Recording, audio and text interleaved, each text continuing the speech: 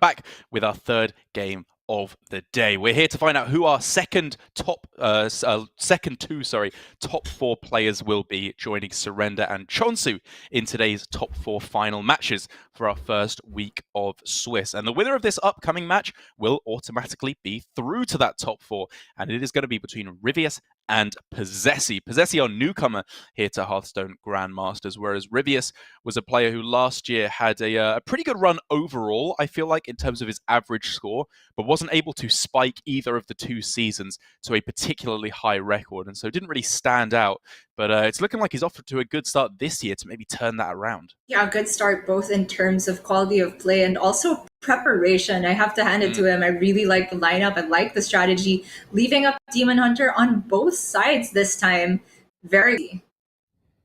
Absolutely. The Warrior as well is a deck that I think is very well positioned from Ryvius, no matter what kind you're bringing, be it the no hands egg version, or specifically for Ryvius, as you said, in his leave up Demon Hunter strategy, the control bomb version feels like a very well positioned deck indeed in the metagame, in addition to, of course, his Demon Hunter, which I'm a big fan of. Druid going down for Ryvius, Rogue for Posesi, which leaves us with Posesi having what looks like, to be honest, the most standard three decks you can have left. Galakrond, Warlock, Demon Hunter, and Druid. I was going to say, these look exactly like the top win rate decks if you just go on HS Replay right now and look for them. And Ryvius probably had that in mind as he was building the lineup. If he could find 4 whole decks that he was quite comfortable to play against the meta decks, isn't that just great in Conquest? Yeah, we'll have to see how it works out for him. But I believe in this first match that we're going to be having, which is a Demon Hunter mirror, at least in terms of classes, it's not necessarily a mirror in terms of archetypes, which I think can lopside things in one player's advantage. For sure. Ryvius has the only OTK Demon Hunter of our top 8 here in APAC versus Posesi's standard tempo Demon Hunter. And we were talking about this over and over, but it seems like the combo version has quite an advantage with the AoE that they're running, like Immolation Aura and Chaos Nova. Yeah, the other big advantage is the lifesteal, which can come from, and I'm going to get this right now after I was corrected by Chad on the Hearthstone team, Aldraki Warblades. I just got it wrong in a different part of the name completely. Aldraki Warblades. It's a little bit confusing for me because CH, given that my name is Darush, my natural instinct is to pronounce that as a CH, not a hard K sound. But Aldraki Warblades do help you significantly in the matchup, in just being able to go for a huge inner demon turn, heal up for, 8, 10, 20 damage sometimes. You can lifesteal 4 in one turn. It really just swings things drastically in favor of the OTK Demon Hunter, in my opinion. There were just so many layers to that Darush joke, because I know we all say Daruk, but I think you have mentioned before that the proper pronunciation is actually Darush, was it? Something like that? Yes, it's Darosh. No. I mean, the correct pronunciation technically is like with a hard Scottish accent, of which my granddad is the only person in my family that had it. But I say it like a soft southerner, so I can't really speak. In any case, I'm glad that we had that conversation over the graphic for Posesi's Tempo Demon Hunter, because anybody who's been watching or playing Hearthstone recently has to have seen some version of that list recently. Yeah, it's a little bit of a new innovation, I suppose, overall, since the expansion came out. Since the initial list, everyone was anticipating that it would be the Fell Screamer and the Priestess of Fury that would be really topping out the deck. But I think people quite quickly realized that you just want to go lower curve. The amount of damage that you can do in this deck is so absurd that only topping out at the Skull of Gul'dan and the Warglaves of Azzanoth and the Glavebound Adept is really the way to go to just maximize your damage and consistency in the early game. This week at least, because we did mention that at some point Sacrificial Pact is going to see a nerf, meaning that perhaps Priestess of Fury could be making a glorious comeback later on in GM. But for now, we're playing in this meta, and we are seeing Skull of Gul'dan already in hand for Ryvius, of course, one of the most important cards in both versions of Demon Hunter. More so, I would say, in the OTK version. Well, the onus definitely on Posesi to get things rolling, I would say. And despite missing the 1-drop, I think he's going to be doing that fairly well. Umberwing into Satyr Overseer is a very nice way to get the ball rolling. Altruis being on the left of Skull of Gul'dan does make things a bit awkward. He might have to use that for relatively low value as the game progresses. But overall, I don't hate Posesi's position here. For sure. And getting the Frenzied Bellwing actually maybe opens up the hand to, if the following cards are also cheap, maybe the Skull being the right side in the ideal situation for Posesi. In Ryvius' case, though, he's not drawn into much good removal at the moment. Of course, Twin Slice, very important to be held back for Inner Demon, though a lot of cases you do end up expending them before the full kill fast turn. Yeah, I think the only real consideration there was whether you just go for Spectral Sight on that turn to draw 2, because hero powering down one of these little guys isn't the biggest concern, to be honest, especially when, you know, like you said, you have a whole bunch of removal coming up in the deck, like Immolation Aura, to be able to take them out later on. But at the same time, this hero powering down, I don't hate either. Yeah. Speaking of Skulls getting stuck, though, I mean, the Twin Slice being left of Skull Gul'dan, meaning that at least the first half, because the second does generate on the right, because it's not actually a Twin Spell effect, it generates another, and that's the key difference. I was like, why did they not even put the keyword on this? And it's because it generates on a different side, meaning you need to think about it more with the Outcast mechanic. That's very right. I-Beam, a fantastic pickup here, just allows him to, go for the Twin Slice, Hero Power, take out the 2/2. You could even just go for the Consume Magic here. I honestly wouldn't hate that. If your mana feels like it's spoken for the next couple of turns. But I guess looking at the breakdown, going into turn 4, doesn't have all too much to use his mana on, so you may as well just spend it on something that's more important to silence next. And the Kayn on curve, the new Kayn on curve has nothing on Kayn on curve for Posesi, allowing him to get that pre-nerf Frenzied Bellwing line. And a burn. An interesting choice going into turn 5. I believe you would rather time that for the turn 6 of the opposing Demon Hunter to kind of lock in their Skull of Gul'dan turn. Yeah, I do agree, but you know, you have the Glaive-bound Adept, which is pretty nice to deny. Like there's a lot of powerful 5-mana plays. There's the Adept, Metamorphosis, and Warglaives. Whereas on 6 there's only Skull of Gul'dan, and I agree it's more important to stop Skull of Gul'dan, but it's less likely to happen, so I think it balances out fairly well. Fair enough, and given that it actually fits in with Ryvius' curve there, it does push him over the edge of just getting rid of the mana burn right there, and now he can coin. Oh man, this is getting so scary for him in terms of the damage. I was looking at Coin Skull, but then I saw his health total, and oh yeah, he's playing Tempo Demon Hunter. Down to 16. Yeah, I've got to be honest. I was looking at Eldrazi Warblades plus Chaos Strike on that turn. Didn't look too bad to just take out the Altruis and heal up for 1, I suppose. Look at this now, It's worked out pretty well, though. It has worked out very nicely. Yeah. He's even got Second Slice. Yeah. Sorry, I was thinking about something with Blade Dance, but it had been used already. Yeah. So... he can go for I-Beam, then the Spectral Sight, or just the Skull now. I think I just want to whack the Skull down, right? You still have a way to kill off the Altruis, which is the main thing. True. I mean, granted, you do have to trade in your 3/2, which you really don't want to do. Maybe it does make it more complicated than that then. It's quite clean, right? If you go watch your I-Beam Spectral Sight, you can even fit in a Hero Power or something you draw off the top. Fair enough. Posesi agrees. Metamorphosis looking pretty choice because Ryvius is close to dying.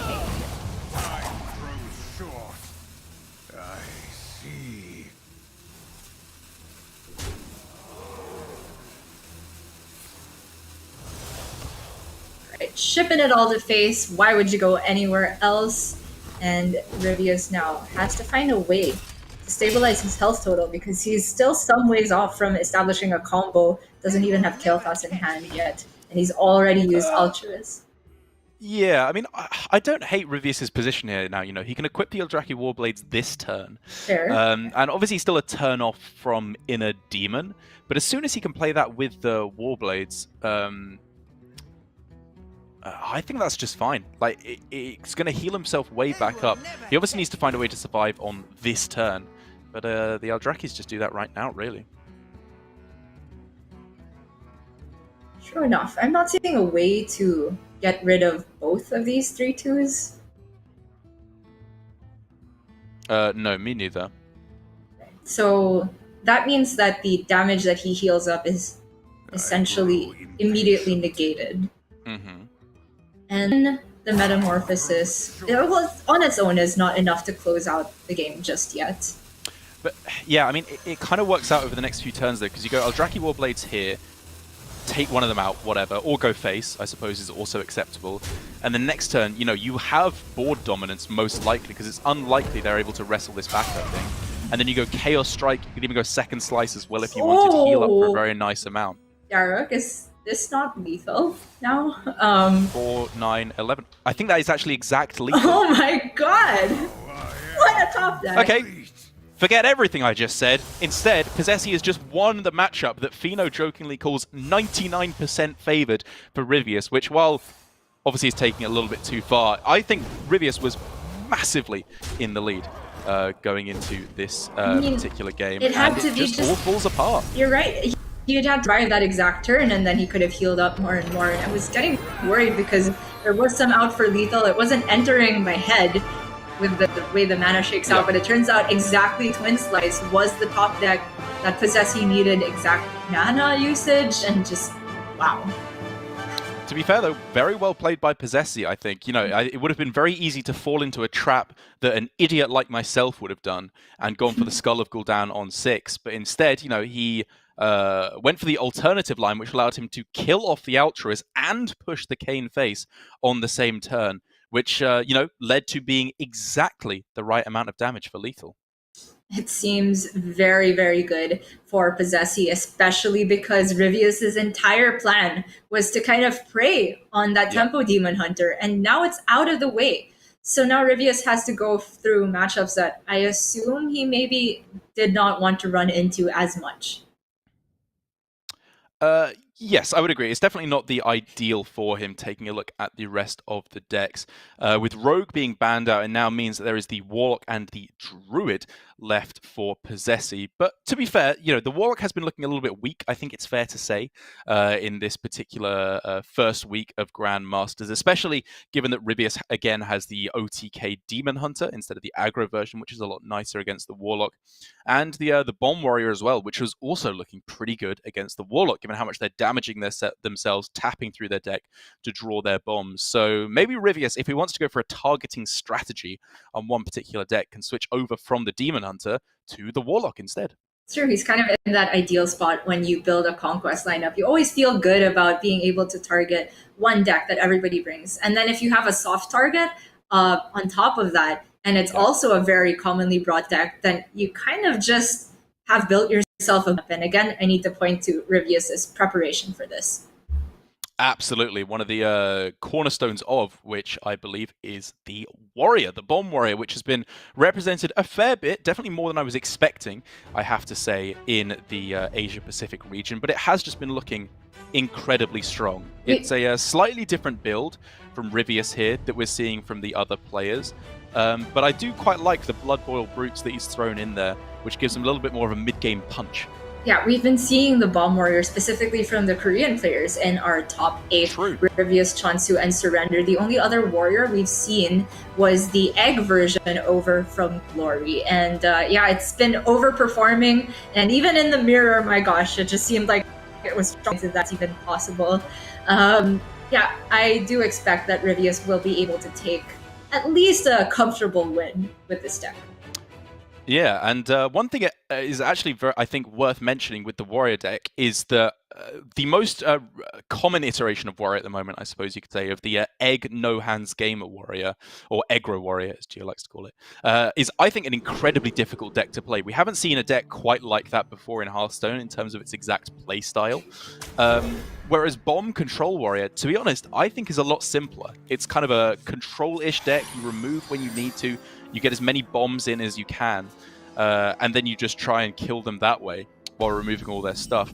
And I think that's a very valid consideration at this point in the metagame. Players haven't had enough time to master that version of warrior, and so I think they would be making a lot of mistakes if they hadn't practiced it exclusively, pretty much, since they've been building their lineups. It would be so difficult to practice exclude one deck with the time they had going into Grandmasters. It's pretty much just not an option unless you think the other decks are just pretty easy. And even Demon Hunter with a straightforward game plan, you still gotta practice getting yourself into the outcast mindset.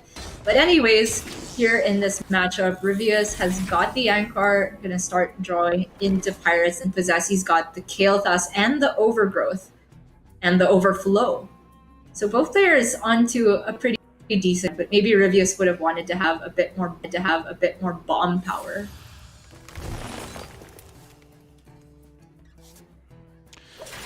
Well, heading into these first few turns, it's already a kind of interesting play to not go coin into Overgrowth, but it does make sense, obviously, given that you have the exotic Mount Seller in hand. It just allows you to beautifully curve into turn 7 and then start popping off with that.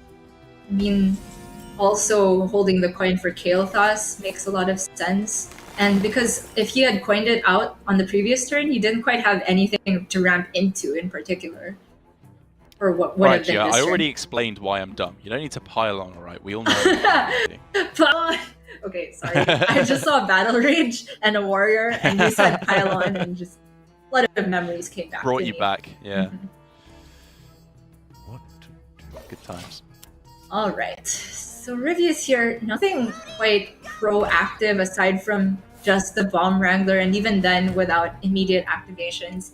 He's kind of forced to at least keep one set of risky skipper package in hand, have an answer 100%. for a possible Glowfly Swarm. Yep.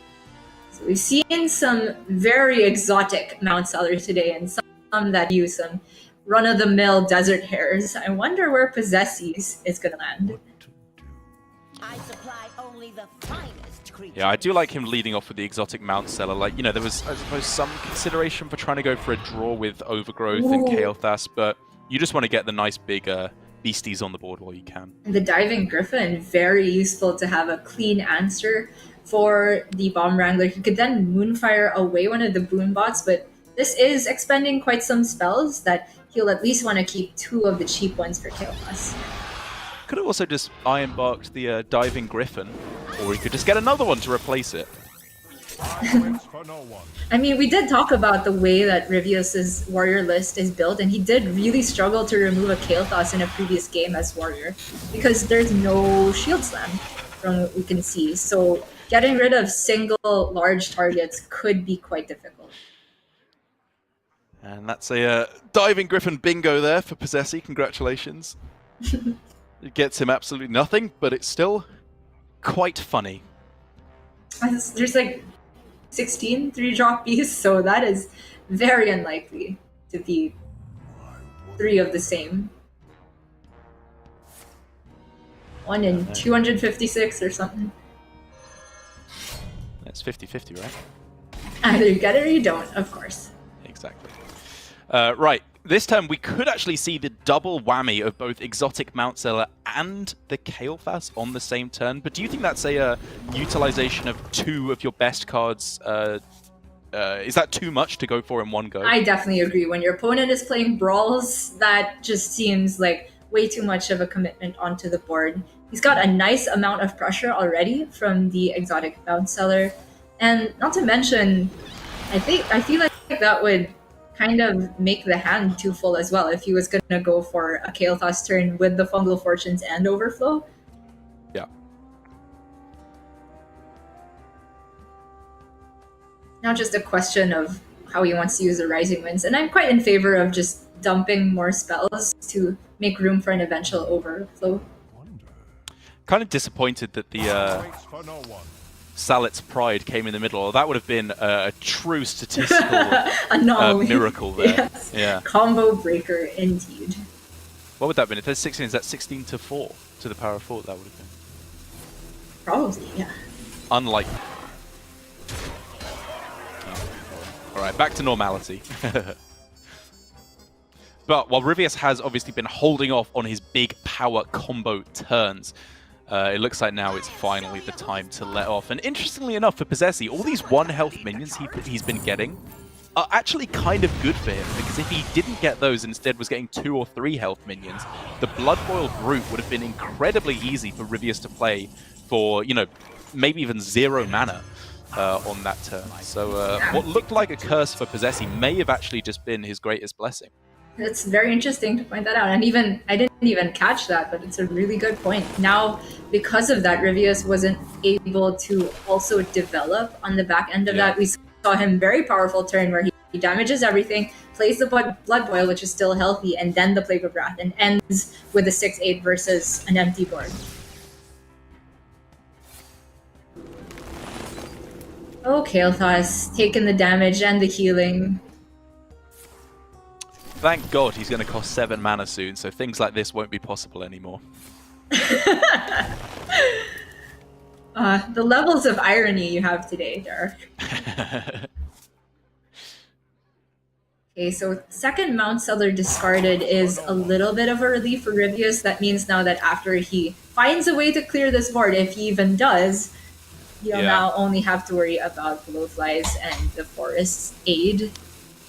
Something that maybe indicates that Posesi and his fellow countryman Glory are practicing together. Oh yeah, there's no Forest is the aid. fact that they have, yeah, exactly, pretty much, I think, card for card identical list in the Druid with double Savage Roar, no Gift the Wild, no Forest Aid, which means that, again, I think for Ryvius, it's just going to be a very easy clear yet again. He should just be able to plow through everything that the Druid has to offer and come out very much in the lead. Yeah, I was gonna say, like, if there wasn't double Battle Rage, maybe he would somehow run out of ways to deal with the upcoming Blowfly Swarm, but for almost certain, this Battle Rage is gonna draw him into yet another AoE.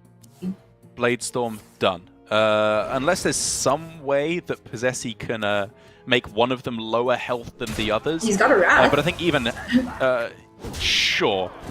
That is true, but I think even then, it still seems like Ryvius will quite easily be able to manipulate things to work out in his advantage. Yeah, especially like if Posesi doesn't even deal with Risky Skipper and he's forced to for the Wrath.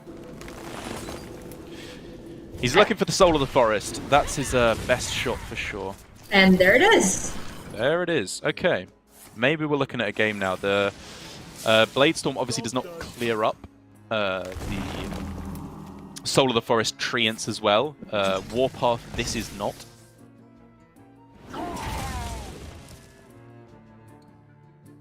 So how can he go about this instead?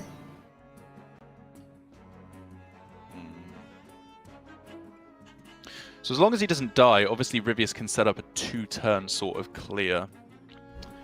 Like, for example, it could be... What now? Second Armorsmith, and then maybe even copy an Armorsmith with the Bloodsworn Mercenary, and then go for Bladestorm just to gain 1,000,000 armor to survive. It's true, and that maybe also makes the Blood Boil cheap enough. I'm also, looking at the deckhand, he's got the Wrench Caliber, so he could actually remove at least one of the treants after this is over.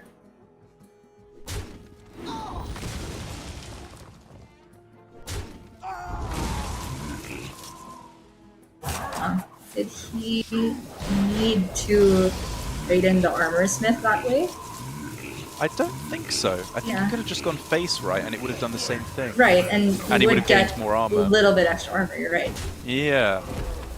It seems like, as far as we can see, a little bit of an optimization error, but Ryvius is still at 37. How much does double Savage or Power of the Wild do? So that's... What does that bring us up? 7 to 7? each. Yeah, 28, and then you've got 4 on your face, and then a hero power. 33? Just a bit short. 34 with the Moonfire. It's a lot of damage, and you know, Yeah. that little area for Ryvius, maybe that makes the difference. Probably not. I think as soon as this all comes down and Ryvius clears it up, he should just be able to win the game, but it's possible. Yeah, I mean, in some worlds, if, for example, in one of the initial risky slipper turns, if he hadn't had the armor smith and he had a little bit less armor, then it would have been more important to gain the armor from the second one. Anyways, does seem like Ryvius is going to get out of this just barely. Just by slamming the Deathwing, seems good enough. Yep, Deathwing will full clear, I believe, right? Once the attack resets to 3. If nothing else better comes along, we'll have to see. Well, that's something better. Armor Smith first to just gain the armor? Yeah. Yeah, seems good. Can even play the Evil Quartermaster, gain even more armor. Gorgeous. Could even play the Lackey first to gain even more armor. Oh, wait. We've had a lot of disasters today, but nothing in the realm of nearly that disastrous. And there it is. The Druid once again just running out of stuff. Obviously, this is a very specific matchup up against a control warrior. And you know, obviously if you were going to tech your deck specifically for that matchup, you'd jam in as much late game top end to the deck as you possibly could. But I do feel like it's not just the Warrior that has this kind of a matchup. It's also the Galakrond Warlocks that you're going to be running into this kind of problem with. Maybe the Mages as well, where you just run out of enough stuff. And I think for Glory and Posesi in this top 8, a slightly different version of the Warrior might be the way to go, with just that little bit of extra top end thrown in instead of one of the Savage Roars. Yeah, it seems like that's what everybody else bringing Druid has kind of concluded on. But again, there's still some room for refinement, and if we do expect to see more Warrior, maybe we'll even see double Forest Aid come into lists later on. Yes, let's just run effectively 6 8-cost spells in our deck, because that's how we play Hearthstone now.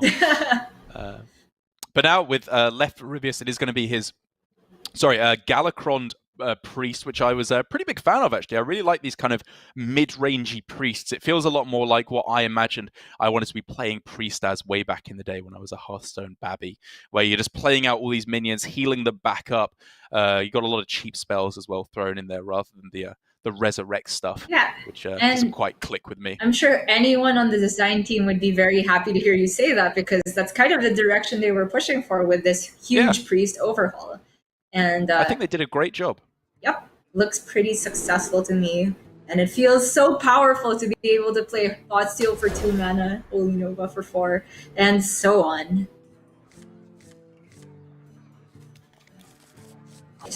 Glowfly in the hand once again. Ryvius starting off with an Invoke on 1. If he gets Fate Weaver on curve again, it really just unlocks some really unexpectedly powerful things from Priest. I don't see Fate Weaver all that often as a card, but if you think about it, it's a bunch of Innervates on top of the body. It is an absurdly powerful card in terms of what it does. It's I don't know if it's, I suppose the best of the Galakrond Invoke buff, cash-in cards was Dragon's Pack in Shaman, which got nerfed, and then obviously the Scion of Ruin, which got nerfed, and now maybe after all of that, Fate Weaver takes top spot. But it's just the archetype around it which kind of suffered for the longest while. There's also Veiled Worshipper. You draw 3 on top of a 5/4 body. That just seems, I don't know, all of these cash-in cards, as you call them, they seem suspect. But anyway, that's not going to be until a following round of nerfs, as of course Demon Hunter is going to be biting the bullet once again. And it really is, for now, just a really nice curve here for Ryvius. The fact that he also has Breath of the Infinite with a dragon in hand is usually not so relevant in these Priest decks, but when you're playing a much more mid-range tempo version of the deck, like Ryvius is here with his Galakrond Priest, that's going to be huge up against a Glowfly Swarm. Yeah, it is a pretty decent curve. Unfortunate that he doesn't actually get the full effect from the Fate Weaver, but can't really complain. He's got a solid grip on the board, always something you want to do versus Spell Druid. We've seen it from Res. Oh no! Disaster Kill Thought's gone again. I was saying we've seen it from the Res Priest where they try and fight back with Vargoth and Grave Runes shenanigans. This time Ryvius just playing whatever minions he can, and now the Kael'thas is out of play as well. Yeah, this is pretty much a disaster now. It's going to be very difficult for Posesi to set up boards that are kind of unanswerable before turn 9. Because obviously once Plague of Death hits, nothing can survive against that. It clears any board, no questions asked. But Posesi's best chance, I think, was trying to set up a Soul of the Forest before then, which is still possible, I suppose, come his natural turn 9, or 9 mana turn, because he ramped up earlier. But instead, he's just saying, you know what, I've got to go for it now and pray that it survives. Yeah, I mean, Breath of the Infinite, Holy Nova, make them have it, right? And Ryvius, this is a Ledger Galakrond deck. It is running 2 ofs of all the AoE, so it is unlikely, but Posesi recognized that he's in a bad enough spot after having lost Kael'thas that he's got to go for it. He gets a bad Ryvius. Pretty happy with this turn, I imagine. Yeah, this is a bit of a disaster for Posesi. He can dump some of his cards this turn and then obviously draw back up with Overflow. Maybe that can get him what he needs. It's pretty much just relying on exotic Mount Seller, I think, is his only chance now of winning the game. Correct. There's still that option for the second Glow 5 with Soul of the Forest that you mentioned. But yeah, Mount Seller is definitely the first one that comes to mind. Yeah, there it is. Oh. So that will be going into Ryvius's 7 mana turn, and he can at most coin into. So this might be a window for Posesi to come back. But in the meantime, Ryvius has his choice of minion to develop on this turn, and Sandhoof is the obvious answer. So even if there's a wide board backed up by the Death Rattles, Ryvius can get rid of a fair chunk of it just with what he has on board. And he was able, in fact, to get the Soul of the Forest with the Glowfly Swarm, which mercifully came with all that draw on the previous turn. And it is the one turn before Coin Plague of Death is available. So we'll have to see. If there was any chance of Posesi taking this game, I think this is far and away his best shot of doing so. Yeah, this is definitely the window. So is there anything from Thoughtsteal that can help with this situation? There's no Starfall in this list. Yeah, not much. Actually just gonna take the Galakrond development. Wow. Given that the only other way of removing an additional minion was to use Apotheosis on the 1-2, and then you could only remove the front half, so you're actually leaving the same amount of damage on board. So I can get behind the Galakrond. Yeah, I think this is okay, because the thing is you don't really want to develop any minions on this turn, given that you are almost certainly going for Coin Plague of Death next turn. And so the best way to spend your mana on something that isn't minions is Galakrond. It's still pretty nice to set up for the inevitable draw of Kronks and get that hero power changed as well. Indeed. Posesi here digging for, I guess, the second Savage Roar, but he'll take a Power of the Wild. He can play the Savage Roar. He can also, I think, have enough mana to remove the 2/5 with just a Wrath and Crystal Power. So that's going to be 27 damage with the attack from the hero. 28, 29 with the Iron Bark and Moonfire, I guess. Right. So it's pretty close. It was pretty close. Yeah, without the Galakrond armor, just one off. Scary. Yeah. And if he can get his opponent down to, what would that... no, it's not quite 3. If he could get his opponent down to 3, then a top deck of Savage Roar plus a hero power might have been able to close it out. He's actually choosing to leave the 2/5 up and instead prioritize getting rid of the Sandhoof Water Bearer. And I think this is in respect to him recognizing that if there is a Plague of Death, you just can't beat it. So he's playing to the best situation if there isn't a Plague of Death. And that's just sure that the fair enough. Sandhoof is not available. So he gets the bad news, and it's just the Mount Sellers now in terms of refill. That's right, and he is turbo drawing to try and find them, but he does not get it. He could draw with Overgrowth, I suppose, as well, or he could go for dump overflow. Yeah, I don't know. That feels like a bit of a... Yeah, whatever you're overflow. dumping is what you want to use with the Mount Seller anyway. Exactly, so yeah. What to do? It's a bit This seems more yikes either responsible. way. When have you ever advocated for responsibility there? How dare you? I'm an extremely responsible man. As long as you don't get to see anything else in my room off camera in which I live like a complete slob. But apart from that, very responsible. Okay, so the priest gets the Mount Seller, and he could just play it here for, you know, adding salt to the wound. The absolute Chad the Chad Galakrond priest walking off with Posesi's Mount Seller, stealing his girl. What's ill?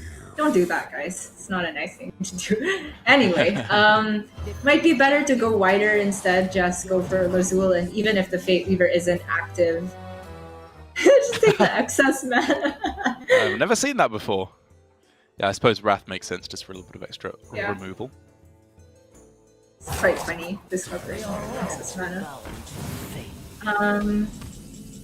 Yeah, so we're talking about high rolls now. We're looking for move plus. Actually, we're looking for things that don't die to Soul Mirror straight up. So things with lower attack, that's So not Zigzor one of them. sounds pretty good. A lot of Zigzors would be great. Maybe that's enough extra value to get the win. I'm also thinking of the Porcupine as a True. pretty good death rattle. That's very true. You'd also give the death rattle to your opponent though with Soul Mirror, which is pretty nice. Oh, yeah, true. That has lower health than attack, but I have never looked for a Silverback Patriarch in my life. Oh no! Hey! Two of them, they can high-five each other. Just gotta... Hey! Oh my Ding, ding, God, ding, ding, ding! Why does he always get the windows?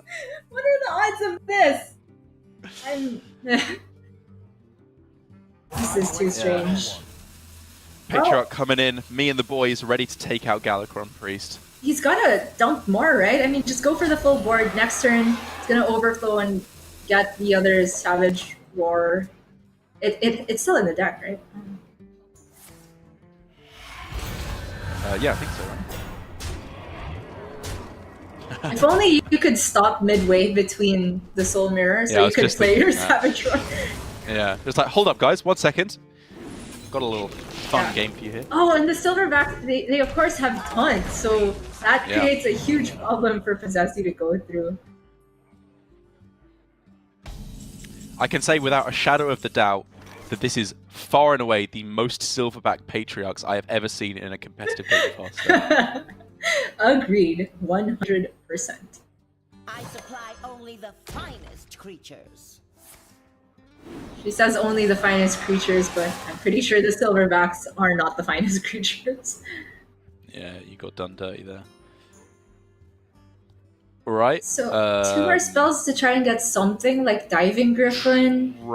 Yeah, trade Moonfire buff, I guess is probably the best that you're looking at.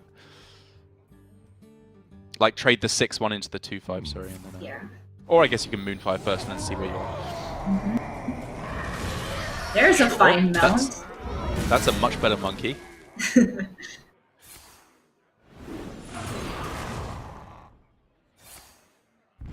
That's also pretty good. Okay. Okay. I mean, this worked out not that bad, to be fair. Like, these are all decent minions. Once they're buffed. Yeah. And looking at Ryvius' hand, there's actually not that much he can do here. Oh, okay. Never mind. I was not saying anything that is currently relevant anymore. So, Apotheosis gives +2/+3, right? Yes, so the mount survive the Kronks and then trade into Right. the other mount seller. Too late. His return. Seems good to me. Absolute disaster for Posesi. He was so close to finally taking a game. Wait! It died to the Porcupine! What? The He's mount seller won! died to the Porcupine! Oh my god! I did not expect that! Oh my god! believe it either!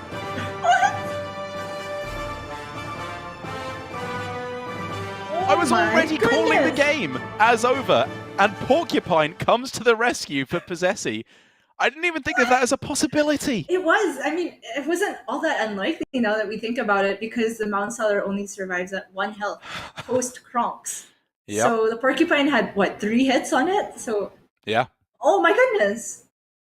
I wonder Wow. if Well- Ryvius had ever considered that, because he could have technically attacked with the Mount Seller first. Of course, it wouldn't have cleared Mount Seller, Yeah. but he could have gotten the lifesteal.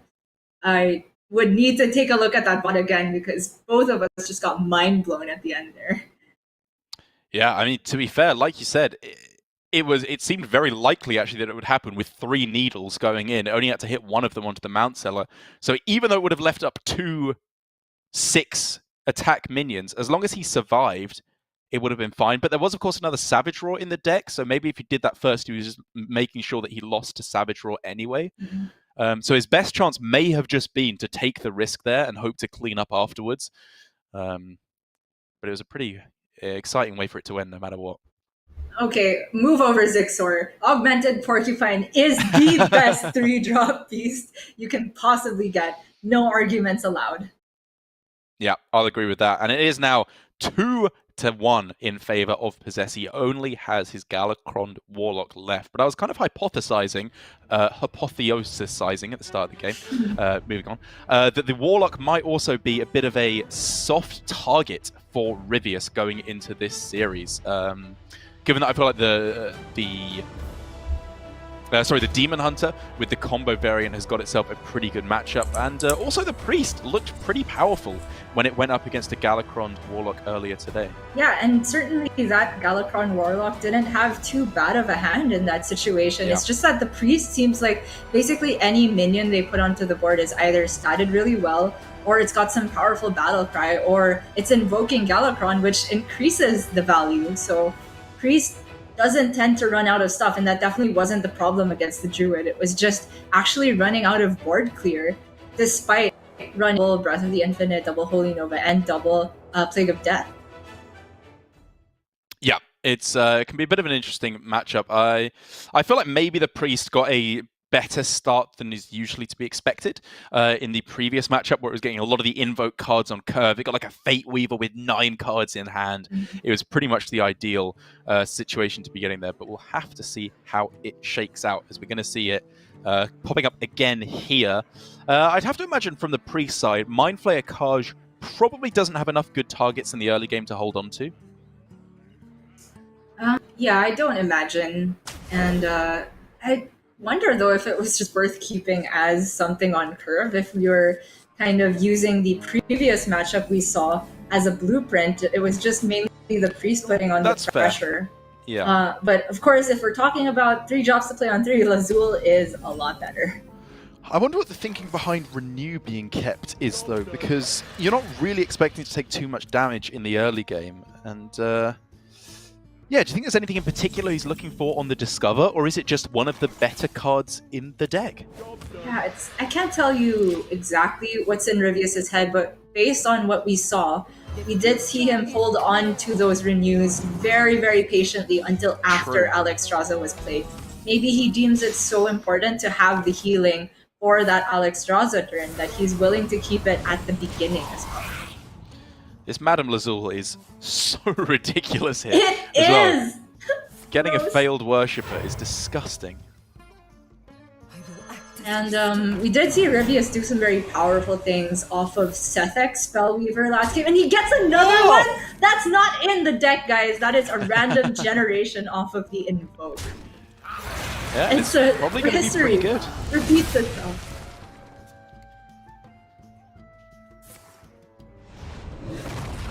Yeah, perfect time rip on curve there.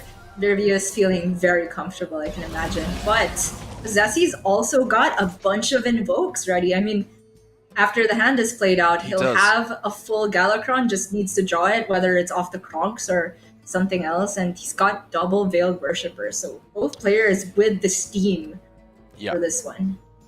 I also want to point out as well that with the time rip there that Ryvius went for on turn 5, he kept it in the mulligan, but I think, thinking back on it now, it was actually a pretty good keep, because you're very, very likely to hit something on turn 5 from the Warlock, because on turn 5 they're either playing Shielded Galakrond or the Crazed Netherwing, both of which are perfectly fine targets to just hit with a time rip and invoke on curve. So I like that a lot from Ryvius. Yeah, it makes a lot of sense. You definitely would in most other matchups, I would say. So Yeah. good knowledge from him there. So this time, Breath of the Infinite, and just the Sethek to get it out of hand, I suppose, here, because he wants to make room for his stolen Veiled Worshipper. He's stolen Posesi's girl once more. Yeah, Cleric of Scale is a little bit less Consequential. impressive than the exotic Mount Seller in the previous game. But now for Posesi, we could see like trade plus unstable bolt and then start drawing with the Veiled Worshippers, but instead he's just going to keep on with the Invoke plan, draw the Kronks, nothing too fancy. Yeah, I quite like it. Oof. I love the eye roll as well. With the little head shake. He's like a little bobblehead. Just keeps going. All right. Just absolutely jamming along.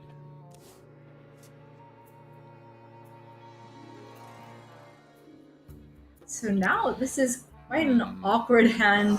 Is there Yeah, a way to prevent overdraw here? depends on the minion that's gained.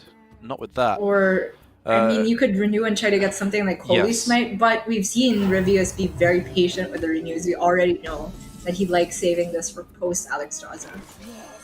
Yeah, he does. I guess that makes sense. It's just, I don't know, I still find it interesting that he kept it on the mulligan and is being so hesitant with it. You know, it's not like it's the only heal effect in his deck. He's got Sant of Waterbearer, Holy Novas, Apotheosis, Renew, Hero Power. Like, I feel like he's got a lot of time to find the heal cards before Alexstrasza comes down later on in the game. It's definitely a fair thing to say. The Payoff is a one-of and the other was generated, but that is still a Sure. lot of healing.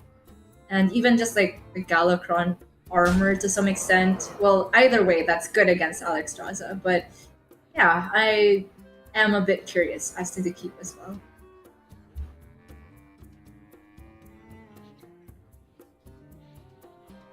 So for Posesi, you could just play one of the Devoted Maniacs and trade away into the Veiled Worshipper. Yep, I like the look of that. I'm wondering if he goes for a sack pact now, just to make room for the second Veiled Worshipper. Yeah, I think he was toying with it last turn, and now he's just like, you know what, I need to start doubling some cards. Sure. Not too bad of a card to lose there for Ryvius. And Ryvius is going to be playing Soul Mirror, I believe. Wow. Alright, well, I feel very unimpressive now. Thanks, Jira. Oh my god. I missed that opportunity. I had this joke in mind about Zixor, which I forgot to say, and that's how it sounds to me when all you people say Sixo's name. It's Oi, just- six or Exactly. oi, bruv. Alright. Well, Crazed Netherwing can clean up this board, and he could also play another Devoted Worshipper. I think that it's getting to the point, though, that although the Galakrond is fully invoked for Posesi, it's already onto past 9 mana. So, like, Ryvius will almost always be able to clear off whatever gets summoned, unless it's dormant. So you're maybe Right. actually even looking for dormant minions off of the Galakrond And- this time. I think one of the other things that I really like about this from Posesi is actually the fact that he's turbo drawing through his deck and not drawing the Galakrond off of Kronks. I think this is something I actually mess up quite a lot with Galakrond Warlock, is the fact that this is a relatively threat-light deck. There's not that much pressure and big bombs to throw down in the late game. And having Kronks as an extra buff on a wide board, or an extra 8/8, or just 5 extra damage to close out the game, I think is a huge difference maker. And when you have all the card draw in the world, which Posesi has drawn, I definitely prefer going for it this way. Yeah, I do also agree with saving Kronks for extra value and just trying to draw the Galakrond naturally. Especially since every turn up till now, he's had good options to develop, aside from just Kronks. So it's good to be able to hold off on it as long as possible. There's still a duplicate in the deck because Dragon Queen is not active yet, but we're getting closer and closer to the point where Posesi either has active Dragon Queen or draws Galakrond. That's when the real game begins, in my opinion. It's kind of cool getting to see that tech card there from Ryvius. I can't remember what it's called. It's called like Garbage Guardian or something. Waste Warden. Garbage. Waste Well, Warden. you managed an alliteration as well, so good job. Yeah. I remembered that it was illiterate and that it was something to do with like rubbish, but yeah, Waste Warden coming down. It's a pretty cool tech at the moment, I guess, with a lot of demons knocking about. It's just kind of unfortunate that Treant isn't technically a minion type. It's just not. the name of a card, of which many tokens share the same name. Gotta show up in that line between the health and the attack, not on the card text. Right, like demon for these little impies. But, you know, it's not bad to just clear off the imps or the other demons in a Demon Hunter matchup. We see Ryvius has entered into his prayer position, and we can tell that he's hoping there is no Alexstrasza available because that would be disastrous for him.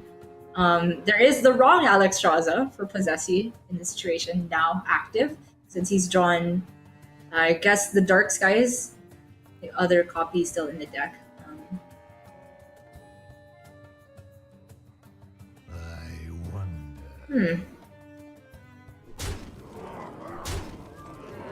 It seems as though he's going for a Plague of Flames play and then just refilling with the Alexstrasza. Okay, I can get behind this because the only other ways to get rid of those 5/5s aside from trading were the Nether Breaths, and you really want to keep those for. Wow! Just get your Galakrond fell. The Valdris probably just gonna fatigue Posesi at this point.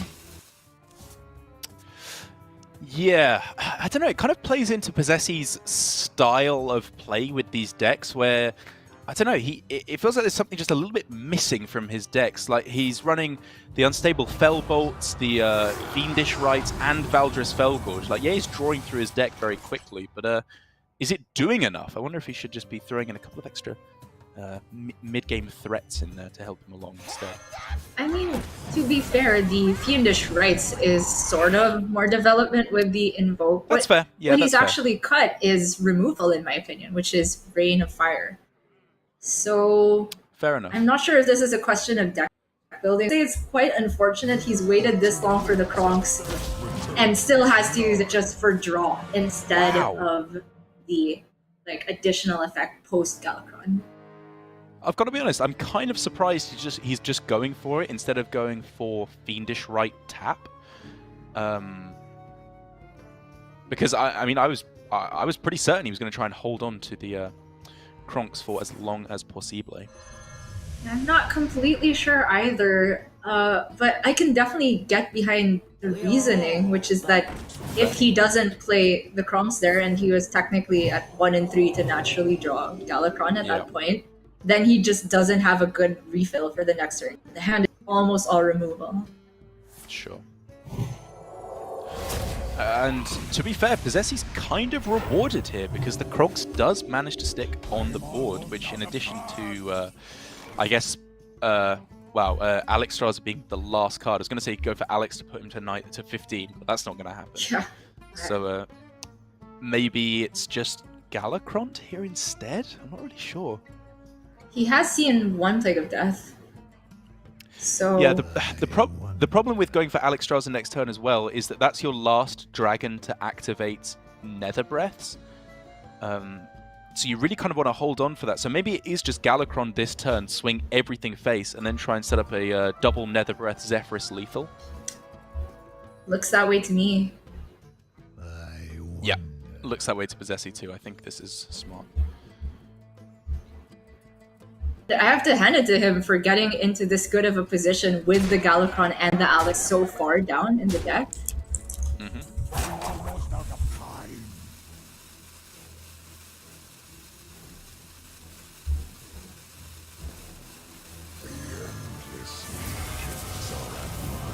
strikes. considering a whole bunch of other stuff. But I think in the end, just going for the Galakrond is the way to go. Hope for some maybe powerful dormant minions like the Antean. But in the end, a couple of 8/8s and a 9/1 on the Death Rattle is really not bad. Not bad at all, especially when Ryvius has already used Plague of Death, doesn't have any other big AoE available. He's got the Holy Nova, but that's not doing much to these 8/8s and the 6/6. The 9/1, though, unsurprisingly, can say goodbye.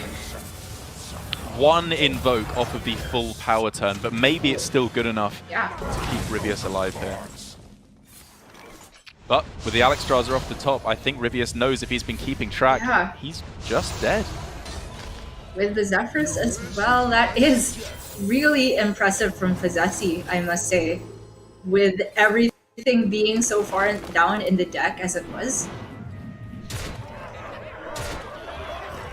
Yeah, I think that was a very well played game from Posesi. The one kind of like real questionable turn, or I'll say difficult turn, in the late game was whether or not he should play Kronks to draw his Galakrond. And in the end, despite the fact that I was praising him for saving it earlier on, it was kind of like his plan was, if I draw it through my Veiled Worship, it's great, then I get the best of both worlds. But if I don't, I can still transition back into drawing Galakrond with the Kronks. And I think it was exactly the right time to do so, because the Kronk stuck, delivered a whole bunch of damage, and was able to close out the game for lethal. Yeah, he definitely held on to the last possible moment to play the Kronk. Every previous turn before the one he did end up playing it, he did have some type of decent development available.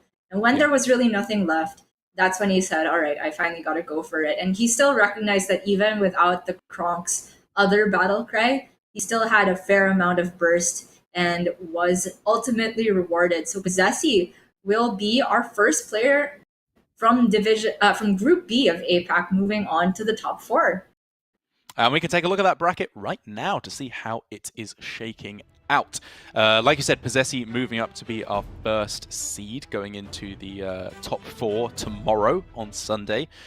Huge turn up for him, given that he is, again, along with Kin, one of our newest Grandmasters here in Asia Pacific, and taking down a titan of Hearthstone, and Asia Pacific's Hearthstone, particularly in Ryvius, is a big accolade to his name. I mean, I really am happy with having tagged him as my one to watch, and I know this is a bit of a cop-out because during our predictions before the series started, we were tagging Ryvius as a favorite based on just how the lineups were, but oh man, what a series. If you just look back on everything that happened, we saw the top decks twin sliced as the Tempo Demon Hunter versus OTK. Yep. We saw the exotic Mount Seller and just couldn't tell who was going to win until the Porcupine actually killed the other Mount Seller. What a great series there. Yeah, I'm sure Ryvius will be giving it the old never lucky rubber ducky on that series, as a lot did have to go against him for him to be losing a couple of those games. But nonetheless, he is going to be fighting it out in our decider match later on today. But first of all, we